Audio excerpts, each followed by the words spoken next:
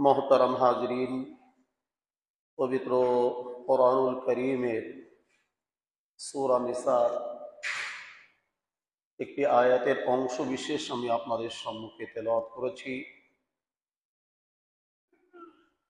তেলাওয়াতকৃত আয়াতের বিষয়বস্তু নিয়েই আজকে আমরা আলোচনা করব ইনশাআল্লাহ। আল্লাহ রাব্বুল আলামিন কোরআনে কারীমে রাসূলুল্লাহ সাল্লাল্লাহু আলাইহি ওয়াসাল্লাম হাদিস শরীফে এই বিষয়টি অত্যন্ত গুরুত্ব দিয়েছেন। আর সে বিষয়টি হলো আমানত রক্ষা করা। আমানত রক্ষা করা, আমানত রক্ষা করাটা ফরজ। আমানতের খিয়ানত করা হারাম। আমরা আজকের আলোচনায় আমানতের গুরুত্ব, ফজিলাত, আমানতের প্রকার নিয়ে আলোচনা করব ইনশাআল্লাহ তাআলা। আমানতের গুরুত্ব ইসলামে অপরিসীম। কোরআনে কারীমে আল্লাহ রাব্বুল আলামিন আমানতের হেফাজতের কথা, আমানত রক্ষা করার কথা বলেছেন। যেমনটি আমি সূরা নিসার 58 নম্বর আয়াত তেলাওয়াত করেছি। এই আয়াতে কারিমায় আল্লাহ রাব্বুল আলামিন ঘোষণা দিচ্ছেন, ইন্নাল্লাহা ইয়া'মুরুকুম আন তুআদ্দুল আমানাতি ইলা আহলিহা, যে আল্লাহ তাআলা নির্দেশ দিচ্ছেন। কোরআনে কারীমের মধ্যে দু ধরনের হুকুম আল্লাহ তাআলা দিয়েছেন। কিছু হুকুম দিয়েছেন করণীয়, আর কিছু হুকুম দিয়েছেন বর্জনীয়। করণীয়র মধ্যে একটা হুকুম হলো এই যে আমানত তার হকদারের কাছে পৌঁছে দেওয়ার নির্দেশ আল্লাহ রাব্বুল আলামিন কোরআনে কারীমের মধ্যে দিয়েছেন।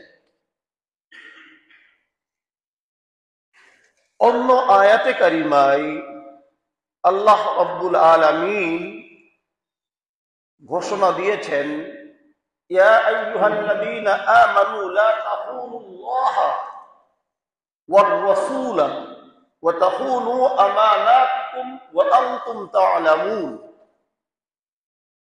আল্লাহ রাব্বুল আলামিন এই আয়াতে কারিমায় খেয়ানত করতে নিষেধ করেছেন। তিন ধরনের খেয়ানত থেকে আল্লাহ তাআলা আয়াতে কারিমায় নিষেধ করেছেন। আল্লাহ তাআলার খেয়ানত, রাসূল সাল্লাল্লাহু আলাইহি ওয়াসাল্লামের খেয়ানত এবং মুসলমান পরস্পরের মধ্যে খেয়ানত। এই খেয়ানত করতে আল্লাহ রাব্বুল আলামিন এই আয়াতে কারিমায় নিষেধ করেছেন। রাসূলুল্লাহ সাল্লাল্লাহু আলাইহি ওয়াসাল্লামের জীবনীতেও আমরা পাই, রাসূল সাল্লাল্লাহু আলাইহি ওয়াসাল্লাম পৃথিবীর শ্রেষ্ঠ মানব যখন ছিলেন, অনুরূপভাবে সমস্ত মানুষের থেকে আমানত রক্ষা করার ক্ষেত্রে সব থেকে বেশি যত্নশীল, যত্নবান ছিলেন। তার জীবনীতে এ কথা কল্পনাও করা যায় না যে উনি আমানতের খেয়ানত করেছেন। আমানত রক্ষার জন্য সব সময় তিনি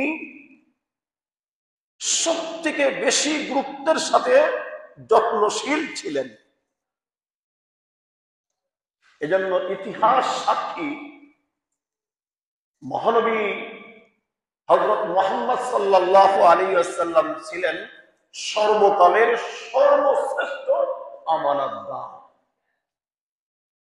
নবুয়ত প্রাপ্তির পূর্বেও মক্কার কাফেররা তাকে আল আমিন উপাধি দিয়েছিল।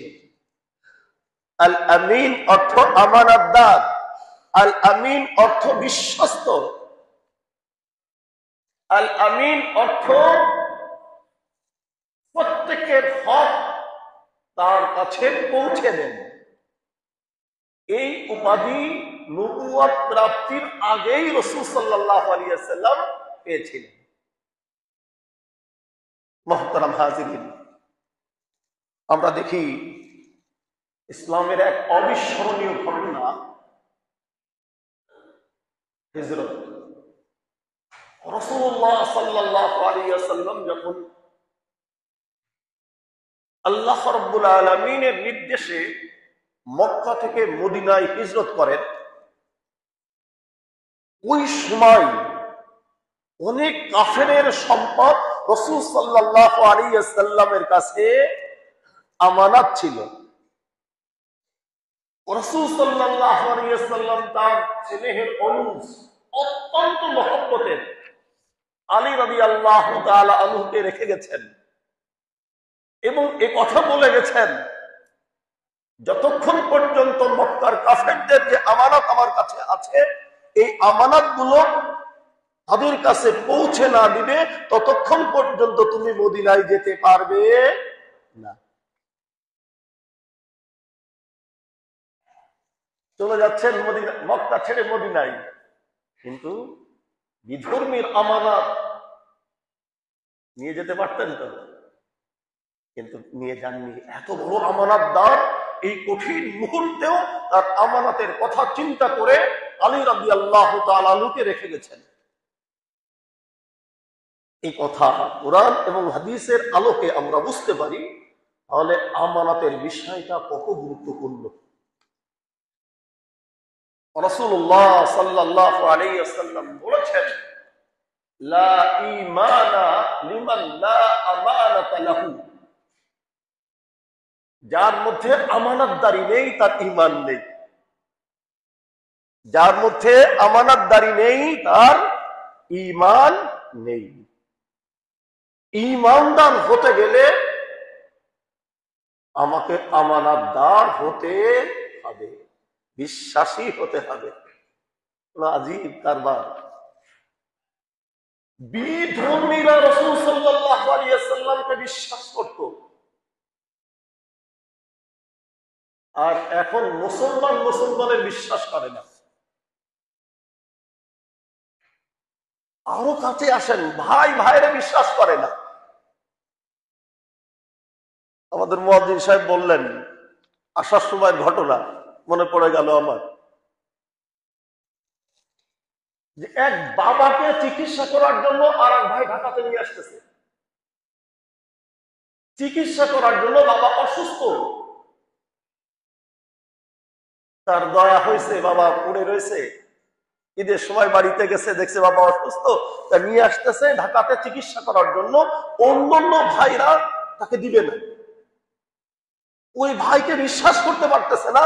তারা মনে করতেছে বাবাকে ভাই নিয়ে যেয়ে বিষয় সম্পত্তি সব লিখে নিয়ে নেবে।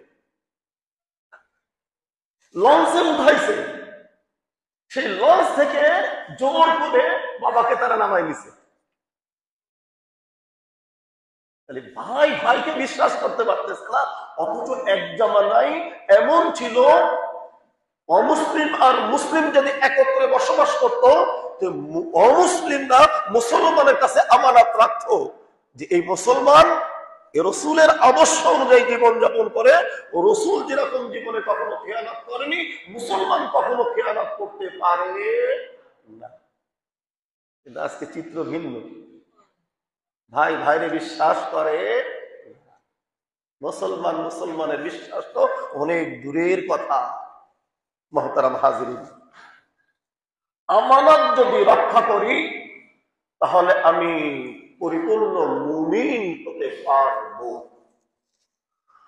আমানত যদি রক্ষা করি, আল্লাহ রাব্বুল আলামিন জান্নাতের মধ্যে জান্নাতুল ফেরদাউস হলো উত্তম জান্নাত। রাসূলুল্লাহ সাল্লাল্লাহু আলাইহি ওয়াসাল্লাম বলেছেন, যখন আল্লাহ রাব্বুল আলামিনের কাছে তোমরা জান্নাত চাবে, ফাসআলুল জান্নাতাল ফিরদাউস, তখন আল্লাহ রাব্বুল আলামিনের কাছে জান্নাতুল ফিরদাউসই চাবে। মুহতারাম হাজিরিন, সূরা হামিম সাজদা এই আয়াতের এই সূরার মধ্যে আল্লাহ রাব্বুল আলামিন সকল মুমিনের পরিচয় দিয়েছেন। কদ আফলাহাল মুমিনুন, ওই সমস্ত মুমিনেরা কামিয়াব হয়ে গেছে, ওই সমস্ত মুমিনরা সফলতা অর্জন করে ফেলেছে। সেই মুমিনদের পরিচয় দিতে যে আল্লাহ রাব্বুল আলামিন বলেছেন, ওয়াল্লাযীনা হুম লিআমানাতিহিম ওয়া আহদিহিম রাউন, সফল মুমিন হলো সেই যে তার আমানত রক্ষা করে, ওয়াদা করলে ওয়াদা রক্ষা করে, যে সেই হলো সফল মুমিন, সেই হলো কামিয়াব মুমিন। তার বিনিময় কি দিবেন আল্লাহ তাআলা? বিনিময় দিবেন, পুরস্কার দিবেন, আল্লাযীনা ইয়ারিফুনাল ফিরদাউস, সফল মুমিন যে আমানত রক্ষা করে তাকে আল্লাহ রাব্বুল আলামিন জান্নাতুল ফিরদাউস দান করে দিবেন। সুবহানাল্লাহ। হুম ফিহা খালিদুন, আর এই জান্নাতুল ফিরদাউসের মধ্যে সে সব সময় থাকবে, এখান থেকে আর সে বের হবে না। তাহলে লাভ কি বুঝলাম? আমানত রক্ষা করা ফরজ, আমানত ভঙ্গ করা গুনাহ কবিরা, গুনাহ কবিরা বড় গুনাহ। গুনাহ কবিরা হলো যদি কেউ তওবা না করে, এই অবস্থায় যদি মারা যায়, তাহলে তার ঠিকানা হলো জাহান্নাম। আমরা অনেকে বড় গুনাহ, গুনাহ কবিরা মানে বড় বড় গুনাহ। আলহামদুলিল্লাহ, অনেক ভাই চুরি করে না, গুনাহ কবিরা। জিনা করে না, গুনাহ কবিরা। মদ খায় না, গুনাহ কবিরা। কিন্তু আমানতের খেয়ানত করে ফেলে, ওটা যেরকম গুনাহ কবিরা, এই আমানতের খেয়ানত করাটাও গুনাহ কবিরা। ওটাকে বড় করে দেখি, কিন্তু আমানতের খেয়ানতটাকে বড় করে দেখি না।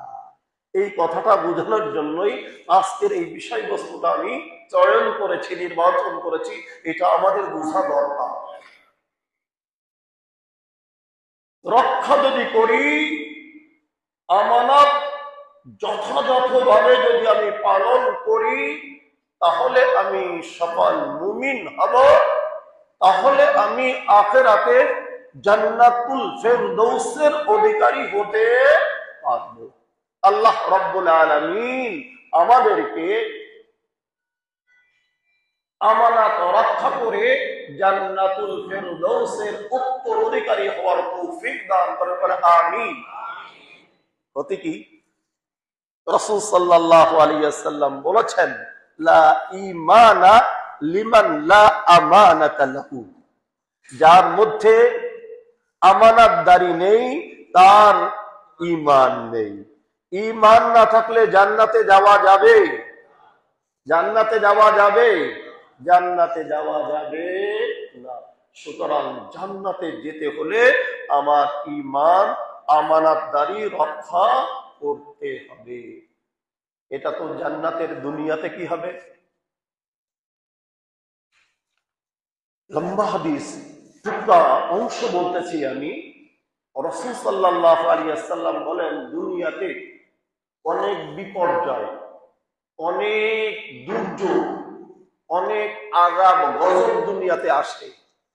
এর যে কারণগুলো বর্ণনা করেছেন, ওই কারণের মধ্যে একটা কারণ এও বর্ণনা করেছেন, ওয়াল আমানাতু মাগনামান, আমানত যখন লুটের মালে পরিণত হয়ে যায়, এখন যদি কেউ কারো কাছে আমানত রাখে, ওই আমানত তার ফিরে পায়,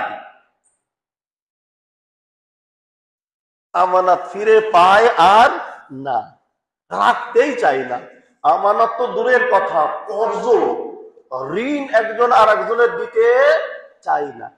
ঋণ একবার নেওয়ার সময় কত ইনিয়ে বিনিয়ে, কত কৌশলের ঋণ নিয়ে ফেলে, এরপর যখন নিয়ে ফেলে, ঋণ যখন নিয়ে ফেলে, তখন আর ঋণ দাতাকে সে আর চেনে না। হয় কি হয় না? গনিম আমানত যখন লুটের মানে পরিণত হয়ে যায়, মামানামান, তখন দুনিয়ার মধ্যে আল্লাহ তাআলা বিভিন্ন ধরনের বিপর্যয়, বিভিন্ন ধরনের সিরাত, বিভিন্ন ধরনের ঘূর্ণিঝড়, বিভিন্ন ধরনের ভূমিধস, বিভিন্ন ধরনের অগ্নিকাণ্ড এগুলো ঘটায় দেয়। হচ্ছে কি হচ্ছে না? এগুলো আমানতদারি না থাকার কারণে। আমানতদারি না থাকা, এটা হলো কিয়ামতের আলামত। রাসূলুল্লাহ সাল্লাল্লাহু আলাইহি ওয়াসাল্লাম বলেন, ইযা যুইয়াতিল আমানাতু ফান্তাজিরিস সাআহ, যখন আমানাতের খেয়ানত হবে, তখন তোমরা কিয়ামতের অপেক্ষা করো। মনে করবা যে কিয়ামত আর বেশি দিন নাই। তাহলে আমানাতের ক্ষতিগুলো বুঝতে পারলাম। এবার আসুন, আমরা আমানাতের অনেকগুলো প্রকার আছে। এই প্রকারের মধ্যে আমরা একে একে 8টা প্রকারের কথা বলবো। কয়টা ভাই? মনে রাখা যাবে তো ইনশাআল্লাহ? আমল করা যাবে তো ইনশাআল্লাহ? আল্লাহ রাব্বুল আলামিন আমাদেরকে তৌফিক দান করুন। ভাই, যে কথাগুলো মেম্বার থেকে বলা হয় কোরআন এবং হাদিসের আলোকে, এগুলো আমাদের উপকারের জন্য বলা হয়। যদি কোনো ভাই এটাকে পালন করেন তাহলে তার উপকার হবে, আর যদি পালন না করেন ক্ষতি হবে। উপকারের জন্য দুনিয়াবী উপকার, আখিরাতের উপকার, উভয় জাহানের উপকারের জন্যই কথাগুলো বলা হয়। দেখে আমরা 8 প্রকার আমানাতের কথা আমরা বলবো। কয় প্রকার ভাই? 8 প্রকার আমানাতের কথা বলবো। 1 নম্বর আমানাত হলো আল আমানাতু ফিল ইবাদাত, ইবাদতের মধ্যে আমানতদারি রক্ষা করা। ইবাদতের মধ্যে আমানতদারি রক্ষা করা। ইবাদত যেভাবে আল্লাহ রাব্বুল আলামিন তার প্রিয় হাবিব জনাবে মুহাম্মদুর রাসূলুল্লাহ সাল্লাল্লাহু আলাইহি ওয়াসাল্লামকে শিখিয়েছেন, উনি যেভাবে ইবাদত করেছেন ওইভাবে ইবাদত করাই হলো ইবাদতের আমানত রক্ষা করা। আর ওইভাবে যদি ইবাদত করা না হয় তাহলে ইবাদতের মধ্যে খিয়ানত করা। ইবাদতের মধ্যে কি করা ভাই? খিয়ানত করা। রাসূলুল্লাহ সাল্লাল্লাহু আলাইহি ওয়াসাল্লাম শিখাইছেন যে এমন ভাবে তুমি নামাজ পড়বে, এটাই মনে হয় তোমার জীবনের শেষ নামাজ, পরের ওয়াক্ত তুমি আর পড়তে পারবে না, এমন ধ্যান আর খেয়াল নিয়ে তুমি নামাজ পড়ো। পড়ি আমরা এরকম ভাই? রাসূলুল্লাহ সাল্লাল্লাহু আলাইহি ওয়াসাল্লাম বলেছেন, সহিহ বুখারী শরীফে এসেছে, আন তা'বুদাল্লাহা কাআন্নাকা তারাহু ফাইন লাম তাকুন তারাহু ফাইন্নাহু ইয়ারাকা, এমন ভাবে ইবাদত করো যেন তুমি আল্লাহকে দেখতেছো। আর যদি তোমার হালাত এমন না হয় তবে এই কথা মনে করো যে মালিকের ইবাদত তুমি করতেছো, সে মালিক তোমাকে দেখতেছে। এই হালাতটা কি আমাদের হয়? তাহলে ইবাদত যদি এই হালাতে না করা হয় তাহলে ইবাদতের মধ্যে খিয়ানত হয়ে গেল। আমার রুকু, আমার সিজদা, আমার কিয়াম, অনেকে দাঁড়ায়, কিয়াম দাঁড়ায়, এদিকে তাকায়, ওদিকে তাকায়, উপরের দিকে তাকায়, এটা কিয়ামের মধ্যে, দাঁড়ানোর মধ্যে খিয়ানত হয়ে গেল। অনেকে রুকু করে, রুকু করতে দেরি, উঠতে দেরি না, এটা খিয়ানত হয়ে গেল। সেজদা, খেয়ানত হয়ে গেল। দুই সেজদার মাঝে বসা ওয়াজিব, অনেকে বসে না, না বসে আবার আর এক সেজদা দিয়ে ফেলে। তাড়া, এত তাড়া, দোকান রেখে আসছে, কাস্টমার রেখে আসছে। এটা রুকুর মধ্যে খেয়ানত হলো। আর এই খেয়ানত হলে ইবাদত কবুল হবে? ইবাদতের যে বেনিফিট, ইবাদতের যে পুরস্কার, এই পুরস্কার পাওয়া যাবে না। এখন থেকে আমরা আমাদের নামাজগুলো, নামাজের আমানতদারি রক্ষা করবো তো ইনশাআল্লাহ। যত ব্যস্ততা থাক না কেন, আমরা ধীর স্থির ভাবে আমাদের নামাজগুলো আমরা আদায় করব। আল্লাহ রাব্বুল আলামিন আমাদেরকে তৌফিক দান করুন। নাম্বার 2, আল আমানাতু ফি হিফজিল জাওয়ারিহ। আমার চোখ কার দেওয়া? আমার কান কার দেওয়া? আমার হাত কার দেওয়া? আমার পা কার দেওয়া? সমস্ত অঙ্গ প্রত্যঙ্গ গুলো কার দেওয়া? আল্লাহর দেওয়া। এই অঙ্গ প্রত্যঙ্গকে হেফাজত করা, হেফাজত করা এর অর্থ গুনার কাজে না লাগানো। এই হেফাজত করা, নেকির কাজে ব্যবহার করা, এটাই হলো তার আমানত। আর গুনার কাজে ব্যবহার করা, এটাই হলো তার খিয়ানত। আমরা মনে করি যে কারো কাছে টাকা রাখছি, আর টাকাটা যদি আমারে না দেয় তাহলে সে খেয়ানত করলো। তারে বলছি বড় খায়। ও ভাই, আমি বড় খায়, আপনি বড় খায়েন। চোখ আপনাকে যে কারণে আল্লাহ তাআলা দিয়েছেন, সেই কারণে যদি আপনি চোখ ব্যবহার না করেন, তাহলে আমি খায়েন হয়ে যাব। কান যে কারণে দিয়েছেন আল্লাহ তাআলা, এই কান দিয়ে যদি আমি গান শুনি, কান দিয়ে যদি আমি গীবত শুনি, কান দিয়ে, চোখ দিয়ে যদি আমি নাজায়েজ জিনিস দেখি, জবান দিয়ে যদি হারাম খাই, জবান দিয়ে যদি আমি হারাম বলি, তাহলে এই জবানের খেয়ানত করলাম, কানের খেয়ানত করলাম, হাতের খেয়ানত করলাম, পায়ের খেয়ানত করলাম, প্রত্যেকটি অঙ্গ প্রত্যঙ্গ আমি খেয়ানত করলাম, খায়ের হয়ে গেলাম। অপরের দিকে তাকায় শুধু ওই খায়েন, আমি যে বড় খায়েন এটা কখনো ভাবি না। মুহতারাম হাজিরিন, আল্লাহ রাব্বুল আলামিন কিয়ামতের মাঠে আল্লাহ তাআলা বলছেন সূরা হামিমের মধ্যে, আল্লাহ তাআলা বলতেন হাত্তা ইযা জাউহা শাহিদা আলাইহিম সামউহুম ওয়া আবসারুহুম ওয়া জুলুদুহুম বিমা কানু ইয়ামালুন। কিয়ামতের মাঠে যখন তারা আসবে, তখন তার হাত, তার পা, তার চোখ, তার চামড়া, যে যা করেছে জীবদ্দশায়, এগুলো সব তার বিরুদ্ধে সাক্ষী দিবে।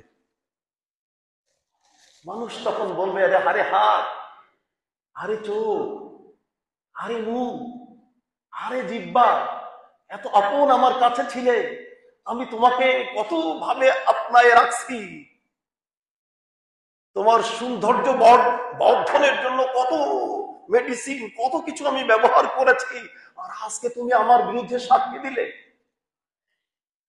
21 নম্বর আয়াতে আল্লাহ তাআলা বলেন, ওয়াকালু লিজুলুদিহিম লিমা শাহিদতুম আলাইনা, বলে আমার বিরুদ্ধে কেন তুমি আজকে সাক্ষী দিলে? হাত ও কান, তুমি কেন আমার বিরুদ্ধে সাক্ষী দিলে? ও চোখ, তুমি কেন আমার বিরুদ্ধে সাক্ষী দিলে?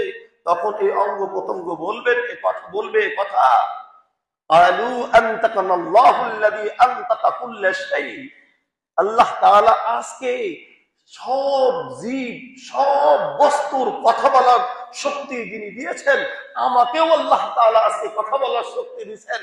তখন তুমি এই হাত দিয়ে অপকর্ম করেছিলে, এই হাত দিয়ে তুমি জুলুম করেছিলে, এই পা দিয়ে তুমি অন্যায় কাজে অগ্রসর হয়েছিলে, কিন্তু তখন বাধা দেওয়ার আমার শক্তি ছিল না, এই জন্য বাধা দিই নাই। আজকে আমাকে সেই শক্তি আল্লাহ তাআলা দিয়েছে, আমার জবান খুলে দিয়েছে, এই জন্যই আমি তোমার বিরুদ্ধে আজকে সাক্ষী দিচ্ছি। মুহতারাম হাজিরিন, সূরা ইয়াসিন তো কম বেশি আমরা সবাই পড়ি, জানি।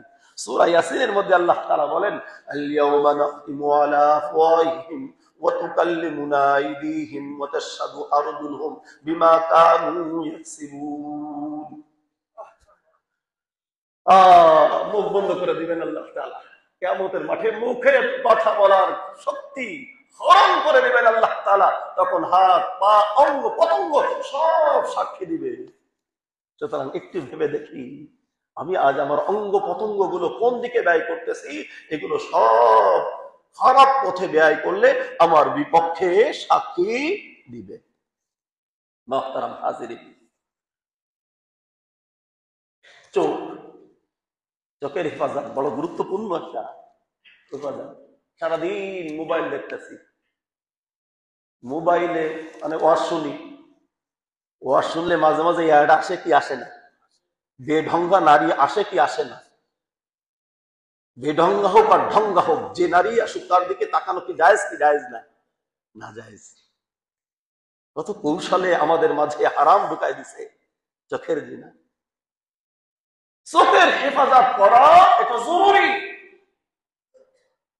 মানে কাল কিয়ামতের মাঠে এই চোখই আমার বিরুদ্ধে সাক্ষী দিবে। সারা রাত বসে বসে ফেসবুক টানছে, আঙ্গুলে সাক্ষী দিবে। আঙ্গুল মানে একবার সে ওয়াজে গেছে আর কতবার সে অন্যদিকে চলে গেছে, আঙ্গুলে সাক্ষী দিবে কিয়ামতের মাঠে। একটু ভালো করে বুঝে দেখেন, এই আঙ্গুলে কিয়ামতের মাঠে সাক্ষী দিবে। এই আঙ্গুলের সাক্ষী আল্লাহ রাব্বুল আলামিন সেদিন গ্রহণ করে, চোখের সাক্ষী সেদিন গ্রহণ করে সেদিন ফয়সালা করে দিবে। মুহতারাম হাজিরিন, এই জন্য আমরা আমাদের অঙ্গ পতঙ্গ, 2 নম্বর হলো অঙ্গ পতঙ্গের হেফাজত করা। নাম্বার 3 হিফজুল ওয়াদাই। যদি কেউ আমার কাছে আমানত রাখে, এই আমানতটা তার কাছে পৌঁছে দেওয়া। আমানতের বিষয় হলো এমন বিষয়, এত গুরুত্বপূর্ণ, এত আহাম একটা বিষয় যে আমানত যদি আপনার কাছে কেউ রাখে, যেভাবে রেখেছেন, যে নোট রেখেছেন ওইভাবে, ওই নোট, ওই পদ্ধতিতে, ওই কাগজে, ওই সুতায় তার কাছে পৌঁছে দিতে হবে। ওখান থেকে টাকা ভাঙ্গায় নিতে পারবেন না। টাকা ভাঙ্গায় নিলেই আমানতের খেয়ানত হয়ে যাবে। এত কঠিন। কয়জন আছি আমরা করি এটা? আমানতের বস্তু যেভাবে রেখেছে ওইভাবে তাকে পৌঁছে দিতে হবে। যদি খেয়ানত করি, খেয়ানত করেন, তাহলে মুনাফিকের খাতায় আপনার আমার নাম এন্ট্রি হয়ে যাবে। বুখারী শরীফের হাদিস, রাসূল সাল্লাল্লাহু আলাইহি ওয়াসাল্লাম বলেছেন, আয়াতুল মুনাফিকি সালাসুন, ইযা হাদ্দাসা কাযাবা ওয়া ইযা ওয়া'আদা আখলাফা ওয়া ইযা উমিনা খান। মুনাফিকের আলামত হলো 3টা। কথায় কথায় মিথ্যা বলে, ওয়াদা করলে ওয়াদা ভঙ্গ করে। ভাই এরকম লোক আছে কি নাই? বেশি না কম? বেশি। মুখে দাবি করলে হবে না আমি মুমিন, কর্ম আমার মুনাফিকের, দাবি করি মুমিন, হবে না, হবে না। মুখে দাবি করি মুমিন, কর্মেও পরিচয় দিতে হবে আমি মুমিন। মিথ্যা বলা মুমিনের কাজ না, ওয়াদা খিলাফ করা মুমিনের কাজ না, আমানতের খিয়ানত করা মুমিনের কাজ না। কথা বুঝাতে পারলাম? আবু দাউদ শরীফের হাদিস বলে, আদ্দিল আমানাতা ইলা মানি ইতামানাকা। যে তোমার কাছে আমানত রেখেছে তার আমানত তার কাছে পৌঁছে দাও। ওয়ালা তাকুন মান খানাকা। যদি কেউ খেয়ানত করে তো তুমি খেয়ানত করো না। এই প্রসঙ্গে একটু কথা বলি। অনেক কর্মচারী বলে কথা যে মালিকে আমার ঠকায়, মালিকে আমার বেতন কম দেয়, এই জন্য আমি গোডাউন থেকে মাল চুরি করে বেঁচে ফেলি, এই জন্য আমি ক্যাশের থেকে সুযোগ পেলে টাকা চুরি করি। মালিক যদি তোমাকে ঠকায়, মালিক সেজন্য জবাবদিহি মালিকের করতে হবে। তোমার শ্রম অনুযায়ী যদি তোমাকে ঠকায় দেয় মালিক, তাহলে মালিকের জবাবদিহি মাওলার দরবারে করতে হবে। কিন্তু মালিক ঠকাই বলে তুমি মালিকের সম্পদ তোমার কাছে আমানত, মালিকের দোকান তোমার কাছে আমানত, মালিকের গোডাউন তোমার কাছে আমানত, মালিকের ক্যাশ তোমার কাছে আমানত, তুমি এখানে খেয়ানত করতে পারবা না। রাসূল সাল্লাল্লাহু আলাইহি ওয়াসাল্লাম বলেছেন, ওয়ালা তাকুন মান খানাকা। যে তোমার সাথে খেয়ানত করছে তুমি তার সাথে খেয়ানত করতে পারবা না। খেয়ানত করে যত বড়ই আমি হাজী সাহেব হই না কেন, মাথায় পাগড়ি দিয়ে তসবিহ হাতে নিয়ে প্রথম কাতারে নামাজ পড়ি, কাজ হবে না, হবে না, হবে না, হবে না। গুণের সম্পদ খেয়ানত করে এরকম মানুষ আছে কি নাই? এই যে বোনের অংশ দেবো কেন? বোনের লালন পালন করছি, বোনের বিয়ে দিছি, আবার তার অংশ দেবো কেন? দিলেও লামসাম একটা দিয়ে বুঝ দিয়ে দেয়, এটা খেয়ানত। বাবা মারা যাওয়ার পরে অংশ ভাইয়ের জিম্মাদারিতে আসছে, ভাই এটাকে যথাযথ ভাবে তার বোনের অংশ তাকে দিয়ে দিতে হবে, এটা তার আমানত। এই আমানতকে তার প্রাপকের কাছে ফিরে দেওয়ার কথা, পৌঁছে দেওয়ার কথা আল্লাহ রাব্বুল আলামিন কোরআনে কারীমের মধ্যে বলেছেন। আমাদের দেশের বহু হাজী সাহেব এরকম পাওয়া যায় কি যায় না, প্রতি বছরে হজে যায়, উমরা যায়, একেবারে হেরাম শরীফে যেয়ে ইতিকাফ করে, কিন্তু বোনের অংশ দেয় না। এরকম আছে কি নাই? এই উমরা এই হজে কোনো কাজ হবে? কাজ হবে না। ভাইয়ের অংশ ফাঁকি দিছেন, প্রতিবেশীর জায়গা দখল করে নিছেন। কি আজীব কৌশলে দখল করে, দেখা যায় বিল্ডিং বানাইছে, মাপে বিল্ডিং বানাইছে, কিন্তু উপরে যাই বিল্ডিং আস্তে আস্তে হেলতে হেলতে কিছু শুধু হেলে চলে আসছে, ঈদ গাঁততে গাঁততে এদিকে চলে আসে। আছে কি না? আমি এক জায়গায় দেখছি, নিজে চোখে দেখছি। এরকম দেখা হলো কেন? মানে কিছু জায়গা 4 আঙ্গুল জায়গা বাড়ার জন্য এরকম আস্তে আস্তে আস্তে আস্তে সরাই নিছে। এটা খেয়ানত হলো। কি হলো? খেয়ানত হলো। এই খেয়ানত হলে এটা গুনাহ কবিরা, এটা হারাম কাজ করে ফেললেন। সুতরাং কেউ যদি কোনো মাল ওদিয়াত রাখে, যদি আমানত রাখে, সে আমানাতের হেফাজত করা, তার কাছে পৌঁছে দেওয়া, এটাই হলো আমানতদারি। আর সেটা খেয়ে ফেলা, না দেওয়া, এটাই হলো খেয়ানত। মুহতারাম হাজরিন, 4 নম্বর যেটা, তা হলো আল আমানাতু ফিল আমাল। কর্মজীবী যারা, কর্মের ক্ষেত্রে আমাদের একটা চুক্তি থাকে, সরকারি অফিস হোক, বেসরকারি অফিস হোক, বা দোকানপাট যেখানে হোক না কেন, একটা চুক্তি থাকে কয়টা থেকে কয়টা পর্যন্ত কর্ম করব। ঠিক আছে না? হ্যাঁ, 9টা থেকে 5টা, 8টা থেকে 4টা, যে চুক্তি আছে, বা সকাল থেকে 7টা থেকে সন্ধ্যা, যার যে চুক্তি আছে, 11টা থেকে 8টা, যার যে চুক্তি আছে, এই চুক্তির মধ্যে ফাঁকি দেওয়া, এটা আমানতের খেয়ানত করা। আমানতের খেয়ানত করা। আপনার অফিসে ঢোকার কথা হলো 8টায়, আপনি জানেন যে ঢাকা শহরে রাস্তায় জ্যাম হবে, তাহলে 8টার আগে যাতে আপনি অফিসে পৌঁছাতে পারেন, এমন প্রস্তুতি নিয়ে আপনাকে বেরোতে হবে। আপনি বসে ফোন দিছে, কোথায় আপনি? বলে এই ক্ষেত্রে তো অহরহ মিথ্যা আছে। এখনো মাদানীনগর, এখনো চিটাগং রোডে আছে, যে আমি মতিঝিল আসে, ওই যে কাছে কাছে চলে আসছি। সত্য না মিথ্যা? এরকম হয় কি হয় না? অহরহ এরকম মিথ্যা কথা বলতেছে মানুষে, অথচ এই মিথ্যা কথা এটা হারাম।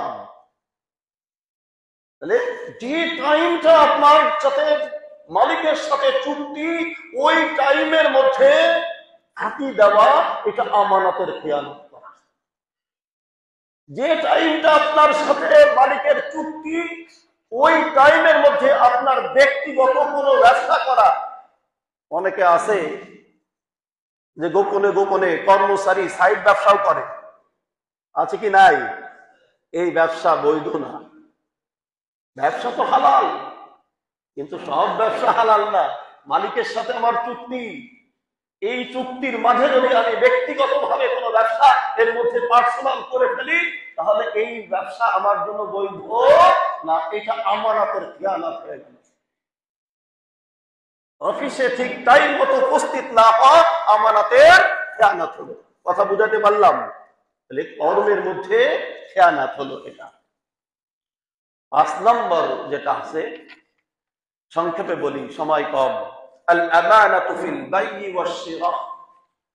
বেচা কেনার মধ্যে আমানত রক্ষা করা। এসে আপনার কাছে জিজ্ঞাসা করছে 1 নম্বর তার আছে কিনা, আপনি বলে আছে 1 নম্বর, দিয়ে দিলেন 2 নম্বর, আমানত রক্ষা করলেন? এক নম্বর সুইচ চাইছে আপনার কাছে, দিলেন। 2 নম্বর সুইচ, আমানত রক্ষা হলো। 1 নম্বর সার্কিট ব্রেকার চাইছে আপনার কাছে, দিয়ে দিলেন। 2 নম্বরটা হলো। স্টিকার চেঞ্জ করে ফেলছেন, বাংলা মাল লাগাই দিয়েছেন চাইনা, চাইনা মাল লাগাই দিয়েছেন ইটালি। হয় কি হয় না? আমানতদারি রক্ষা হলো। আপনি তো হাজী সাহেব, আপনি তো প্রতি বছর উমরায় যান, কিন্তু এই যে আমানতের খেয়ানত করলেন, এই আমানতের খেয়াল। ফল ব্যবসায়ী আলহামদুলিল্লাহ এখন তো গুলিস্তানের ফল ব্যবসায়ী অনেকটা ভালো হয়ে গেছে, যে মাপে একটা ঠিক মাপে দেয়, যখন দেয় তখন একটা কমাই দেয়, বা দেওয়ার সময় প্যাকেট চেঞ্জ করে পয়সাটা দিয়ে যায়। বাড়ি যেয়ে দেখে কিনি সবই পয়সা, কিনলাম ভালো। আমানতদারি রক্ষা হলো। আমানতের খেয়াল, বেচা কিনার মধ্যে আমানতদারি রক্ষা করার কথা বলা হয়েছে। আপনি ক্রেতা, মালিককে যখন আপনি, বিক্রেতাকে যখন আপনি টাকা দিলেন ক্রেতাদের, সেখানে আপনার আমানতদারি রক্ষা করতে হবে, যে সব টাকা ভালো দিলেন, মাঝখানে একটা জাল টাকা ঢুকাই দিলেন, অথবা এত ছেঁড়া একটা টাকা দিলেন যেটা চলে না, কষ্টেপ লাগাই কোন রকম দিয়ে দিচ্ছেন, আর দিয়ে বেঁচে গেলেন, বেঁচে গেছি, আল্লাহ মেহেরবানি, আল্লাহ বড় নেক নজরে আমার দিকে চাগাইছে, ধরতে পারে নাই আমার। এটা আপনি আমানতের খেয়ানত করলেন। কথাটা বুঝাইতে পারতেছি আমি? এটা আমানতের কি খেয়ানত হলো। আমানতের খেয়ানত হলে ওই পিছনে চলে যান, যে শাস্তির কথা বলে আসছি, ওই শাস্তি ভোগ করতে হবে। সংক্ষেপে বলি, এরপরে হলো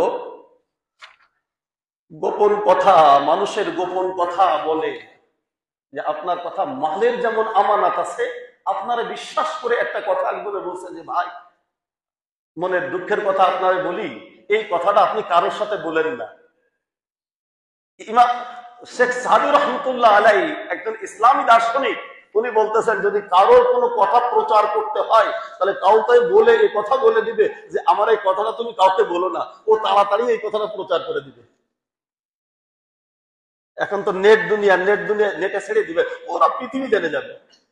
এটা হলো আমানতের খেয়ানত। কারোর গোপন কথা যদি আপনার কাছে আমানত রাখে, সেই কথাটা প্রচার করে দেওয়া, এটা খেয়ানত। এটা কি খেয়ানত? শুধু টাকা পয়সার খেয়ানত না, আমলের খেয়ানত না, অঙ্গে প্রত্যঙ্গের খেয়ানত না। ওই রকম যদি কোন গোপন কথা কেউ রাখে, তাহলে সেই গোপন কথা এটা রক্ষা করা, এটা আমানত। আর এই গোপন কথা প্রচার করে দেওয়া হলো খেয়ানত। দায়িত্ব, দায়িত্বের বলা অবহেলা। আমি ইমাম, আমার একটা দায়িত্ব আছে, আমি যদি আমার এই দায়িত্বের মধ্যে এই অবহেলা করি, তাহলে খেয়ানত। মাদ্রাসার বড় হুজুর মুহতামিম সাহেব, ওনার একটা দায়িত্ব আছে। মাদ্রাসার অন্যান্য মুদাররিস, তার একটা দায়িত্ব আছে। যদি সে তার দায়িত্বগুলো সে অবহেলা করে, এটা হলো খেয়ানত করে ফেললো।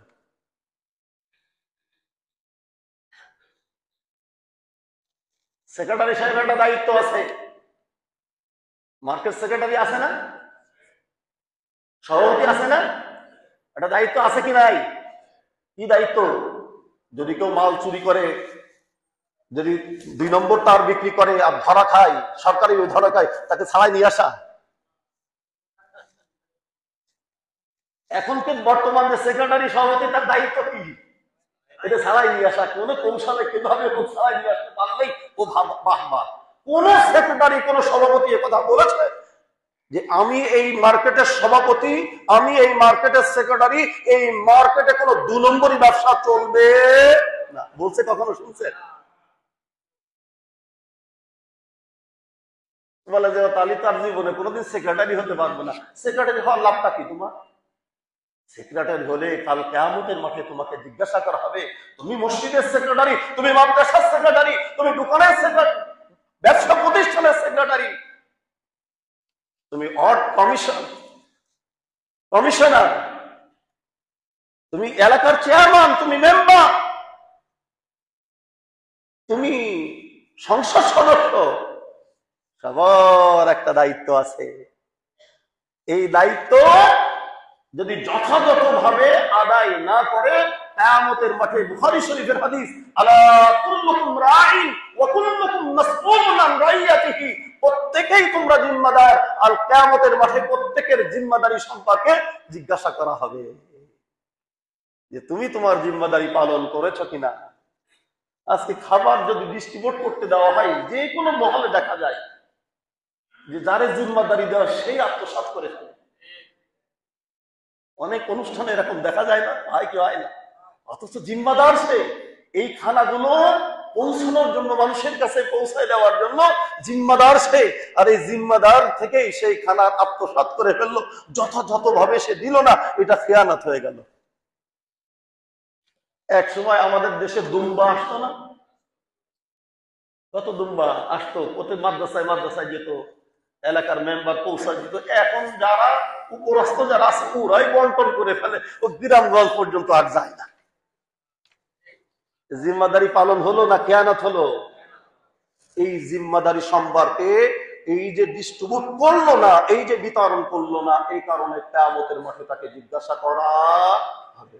আমি আমার ফ্যামিলির জিম্মাদার, আমার এই বাচ্চাটাকে আমি আদর্শ বানাবো, আমি জিম্মাদার।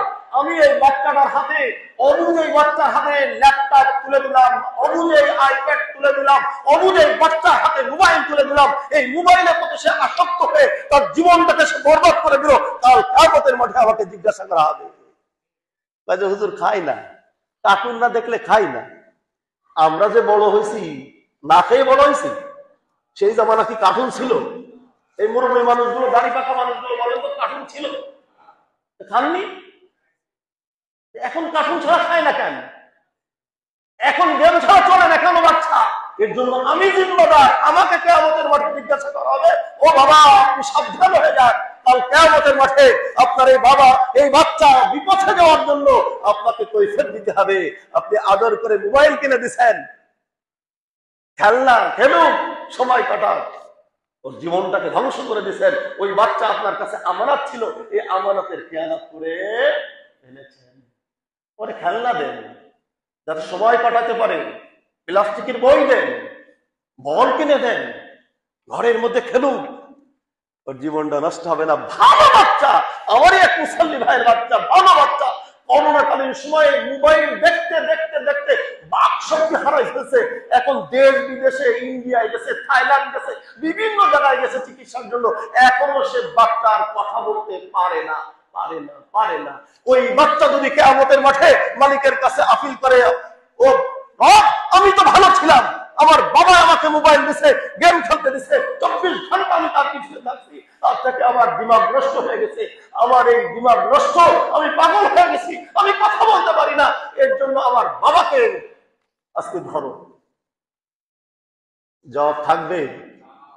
থাকবে? সাবধান হয়ে যায় আমরা যারা বাবা। কিয়ামতের মাঠে জিজ্ঞাসা করা হবে আমার ছেলে সম্পর্কে, আমার মেয়ে সম্পর্কে, আমার স্ত্রী সম্পর্কে জিজ্ঞাসা করা হবে। তোমার স্ত্রী বেপরদায় গেল কেন? তোমার মেয়ে বেপরদায় গেল কেন? তোমার মেয়ে, আমি তো সুযোগ করে দিয়েছি। আমি বলছি হাই সোসাইটি, এখন এখন যদি মেয়েটা ইউনিভার্সিটি না পড়ে, ঢাকা ইউনিভার্সিটি পড়াটা গর্বের বিষয়। আমার মেয়ে যদি না পড়ে, আমার মেয়ে যদি বিদেশে, অনেক ভাইয়ের মেয়ে দিনদার পরিচয় দেয়, কিন্তু মেয়ে বিদেশে পড়ায়, আছে কি নাই? কিসের দিনদার? ধোঁকাবাজি এটা।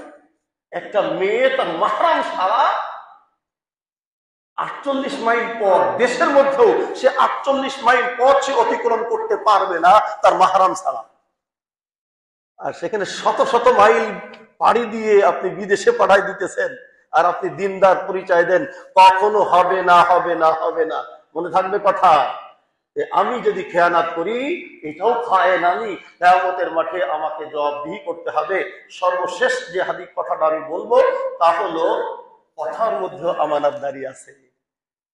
মিথ্যা কথা বললেন মানে আমানতের খেয়ানাত করে ফেললেন। কি করলেন? আমানতের খেয়ানাত করে ফেললেন। এই বিষয়ে বুখারী শরীফের একটা হাদিস আমি আপনাদেরকে বলে শেষ করে দিচ্ছি। আলাইকুম বিসিদক, রাসূল সাল্লাল্লাহু আলাইহি ওয়াসাল্লাম বলেন, তোমার উচিত, তোমার উচিত, তোমার উচিত হলো সত্য কথা বলা। ফাইন্নাস সিদকা ইয়াহদি ইলাল বির, সত্য কথা পুণ্যের দিকে ধাবিত করে। ওয়াল বিররা ইয়াহদি ইলাল জান্নাতি, আর পুণ্য মানুষকে জান্নাতে নিয়ে যায়। সত্য কথা কোন দিকে নিয়ে যায় মানুষকে? পুণ্যের দিকে। আর পুণ্য কোন দিকে নিয়ে যায়? জান্নাতের দিকে নিয়ে যায়। আল্লাহু আকবার। মা ইয়াজালু রাজুলু ইয়াসদুকু ওয়া ইয়াতাহাররা সিদকা হাত্তা ইউকতাবা ইনদাল্লাহি সিদ্দিকান। আল্লাহু আকবার। একজন মানুষ যখন সারাদিন সত্য কথা বলে, আর সত্য বলার জন্য সে চিন্তা করে, সত্য সে বলতে চায় সবসময়, এই বলতে বলতে আল্লাহ রাব্বুল আলামিন এক সময় তার নাম সিদ্দিকের তালিকাভুক্ত করে ফেলেন। সুবহানাল্লাহ। রাসূল সাল্লাল্লাহু আলাইহি ওয়াসাল্লাম বলতেছেন, জবান তোমার হেফাজত করো, এর আমানত রক্ষা করো, মিথ্যা থেকে তুমি বিরত থাকো। ইন্নাল কিযবা ইয়াহদি ইলাল ফুজুর, মিথ্যা তোমার পাপাচারের দিকে, গুনাহের দিকে তোমার ধাবিত করে। ওয়া ইন্নাল ফুজুরা ইয়াহদি ইলান নার, আর গুনাহ জাহান্নামে নিক্ষেপ করে। ওমা ইয়াজালু রাজুলু ইয়াকযিবু ওয়া ইয়াতাহাররাল কিযবা হাত্তা ইউকতাবা ইনদাল্লাহি কাযযাবান। আল্লাহ তাআলার রেজিস্টারে তার নাম একসময় কাযযাব নাম হয়ে যায়। মিথ্যা দাবিদার মুসাইলামাতুল কাযযাব এর অন্তর্ভুক্ত হয়ে যায়। আর সত্যবাদী, সত্য কথা বললে সে সিদ্দিকে আকবরের অন্তর্ভুক্ত হয়ে যায়।